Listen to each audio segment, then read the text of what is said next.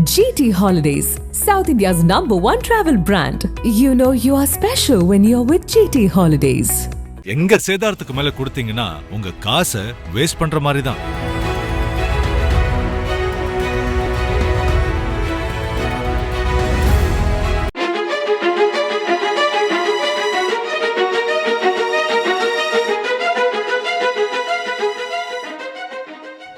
காங்கேயம் அடுத்துள்ள சிவன்மலை கிரிவல பாதையில் நடைபயிற்சி மேற்கொண்டவர்கள் மீது கார் மோதி விபத்துக்குள்ளான சம்பவம் பெரும் அதிர்ச்சியை ஏற்படுத்தியுள்ளது. திருப்பூர் மாவட்டம் காங்கேயம் பகுதியில் பிரசித்தி பெற்ற சிவன்மலை திருக்கோவில் உள்ளது. இந்த மலையை சுற்றி சுமார் 4 கிலோமீட்டர் தூரம் கிரிவல பாதை உள்ளது. இந்த பாதையில் அமாவாசை, பௌர்ணமி ஆகிய தினங்களில் ஏராளமான பக்தர்கள் கிரிவலம் வருவது வழக்கம். மேலும் திருப்பூர் மாவட்ட நிர்வாகம் இந்த பாதையை காங்கேயம் சுற்றுவட்டார பகுதிகளைச் சேர்ந்த 100க்கும் மேற்பட்டோர் கடந்த 2 ஆண்டுகளாக இந்த பாதையில் நடைபயிற்சி மேற்கொண்டு வருகின்றனர்.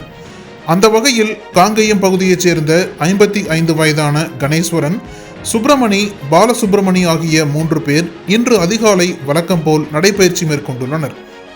இவர்கள் அங்குள்ள வளைவான பகுதியில் சென்று கொண்டிருந்த போது திடீரென பின்னால் வந்து கொண்டிருந்த கார் ஒன்று ஓட்டுநரின் கட்டுப்பாட்டை இழந்து இவர்கள் மீது பயங்கர வேகத்துடன் மோதியுள்ளது.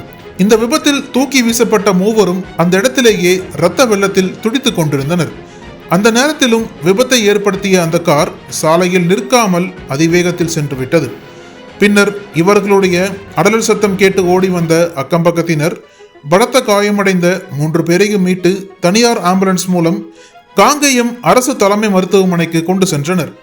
அங்கு மருத்துவர்கள் பரிசோதனை செய்ததில் கணேஸ்வரன் வரும் வழியிலேயே உயிரிழந்து விட்டார். இதையடுத்து படுகாயமடைந்த சுப்பிரமணி, பாலசுப்பிரமணி ஆகியோர் கோவை மருத்துவமனைக்கு மேல் சிகிச்சைக்காக அனுப்பி வைக்கப்பட்டனர். இதனிடையே இச்சம்பவம் குறித்து வழக்கு பதிவு செய்த போலீசார் இந்த விபத்து எதிர்ச்சியாக நடைபெற்றதா அல்லது திட்டமிட்டு நிகழ்த்தப்பட்டதா என்ற கோணங்களில் நிற்காமல் சென்ற கார் குறித்து விசாரணை மேற்கொண்டு வருகின்றனர். தற்போது இந்த விபத்து குறித்த சிசிடிவி காட்சிகள் வெளியாகி பார்ப்போரை பதற வைக்கிறது.